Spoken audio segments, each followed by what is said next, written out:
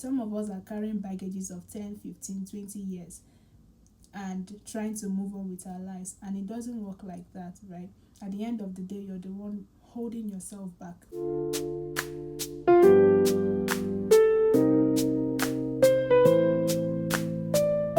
If you feel like asking for forgiveness or asking for mercy makes you feel less of yourself or makes you feel weak, I want to let you know that that's the devil manipulating you, because mercy is what actually connects us to God on a deeper level.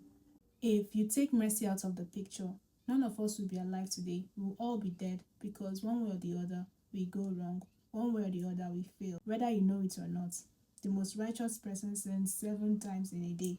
So imagine you and I, right? So if you take mercy out of the picture, I don't know where we would all be today. Mercy is God withholding the judgment that you and I deserve and giving us compassion instead. And David understood this very well, because every time he went wrong, no matter what he did, he always found his way back to God, asking him for mercy. You can go read Psalm 51 from verse 1. He said, "Have mercy on me, O Lord."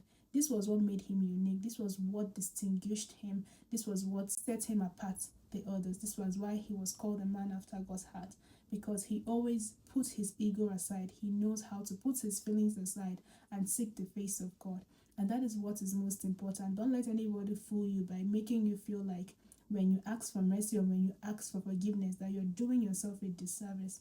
I know that is what it seems like most times, especially for the guys, like the males, right? It feels as if, okay, I'm no longer a man when I ask for mercy. Like, why should I ask for forgiveness? Like, I'm the man, But that is not the way of God. That is your ego, and that is the devil manipulating you and keeping you from moving forward in your own life. And the reason why I know that this is very important is that most times when people offend me and I try to pray and I try to pretend as if I've forgiven, the Holy Spirit would always convict me. My pride will be telling me, "Oh, you're fine. God already knows that you've forgiven them. Just pray.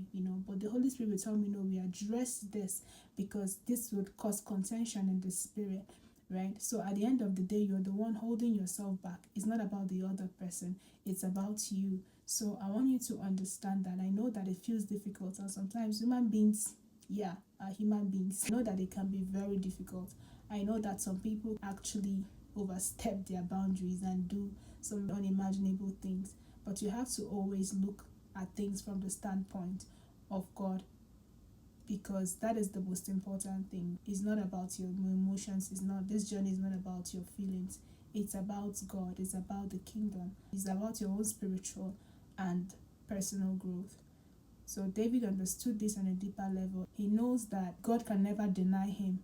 God can never not show him mercy. That's why he always went back. And this was the reason why God called him the man after God's heart, because he puts his ego away. He puts emotions away and his feelings away.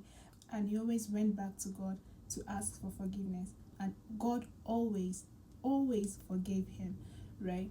So you should always do the same thing. Forgive others and ask for forgiveness when you wrong others. It doesn't mean that you're not a strong person. It just means that you have put God above your emotions. You have put God above your feelings. You have put God above your ego. And God will take it up from there for you.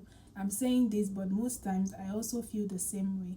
Right? Sometimes that people would offend you on a deep level, like literally just want to end your life with the things they do. Some of us are carrying baggages of 10, 15, 20 years and trying to move on with our lives, and it doesn't work like that, right?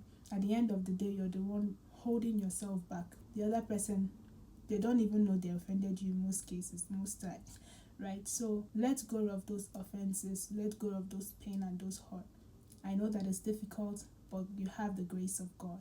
Today I pray that God gives you his wisdom to understand that this is about you, not about anybody else. It's about your freedom, it's about your soul, and it's about your restoration. God bless you. Shalom.